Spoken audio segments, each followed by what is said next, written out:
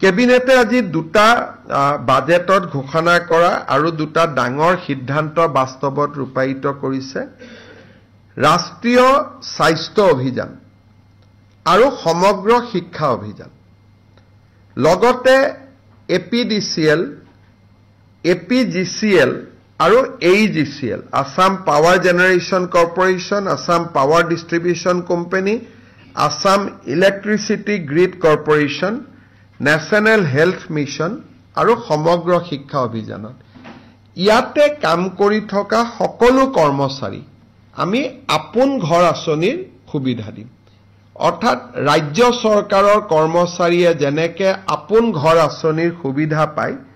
এতিয়াৰ পৰা ৰাষ্ট্ৰীয় স্বাস্থ্য অভিযান সমগ্ৰ শিক্ষা অভিযান আৰু অসম ৰাজ্যিক বিদ্যুৎ পৰিষদৰ তিনিওটা কোম্পানী এই আপোন ঘৰৰ সুবিধা পাব অৰ্থাৎ নিজৰ ঘৰ নিৰ্মাণৰ বাবে তেওঁলোকে 30 লাখ টকা বেংকৰ পৰা উইদাউট গ্যাৰেন্টি তেওঁলোকে লবলৈ সক্ষম হ'ব ঠিক তেনেধৰণে এই কৰ্মচাৰীসকলক আমি আপোন বাহন আঁচনিৰ সুবিধা দিবৰ বাবে সিদ্ধান্ত লৈছো আপোন ঘৰ আৰু আপোন বাহন ইউজুৱেলি কন্ট্ৰাকচুৱেল এমপ্লয়ি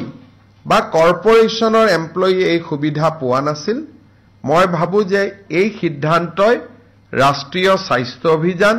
সমগ্ৰ শিক্ষা অভিযানত আৰু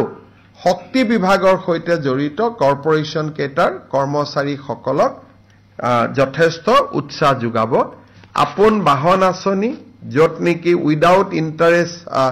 উইদাউট গ্যাৰেন্টি গাড়ী লোন পায় চৰকাৰে 3% সুদ দিয়ে আপোন ঘৰতো নতুন ঘৰ বনাব ফ্ল্যাট কিনিব 30 লাখ টকাৰ লোন পায় আৰু 1% ইণ্টাৰেষ্ট চৰকাৰে দিয়ে কিন্তু ডাঙৰ কথা যে তেওঁলোকে বেলেগ বন্ধক দিব নালাগে দৰমহাৰ টকাখিনিৰ বিপৰীতে তেওঁলোকে লোন পায় ইমান দিনে ৰাজ্য চৰকাৰৰ কৰ্মচাৰীসকলে পাই আছিল এতিয়াৰ পৰা এছএছএ এনএইচএম বাকি তিনিটা কৰ্পোৰেশ্যনো পাব নিশ্চিতভাৱে তেওঁলোকৰ এটো এটা তেওঁলোকৰ বাবে যথেষ্ট আশাৰ বাতৰি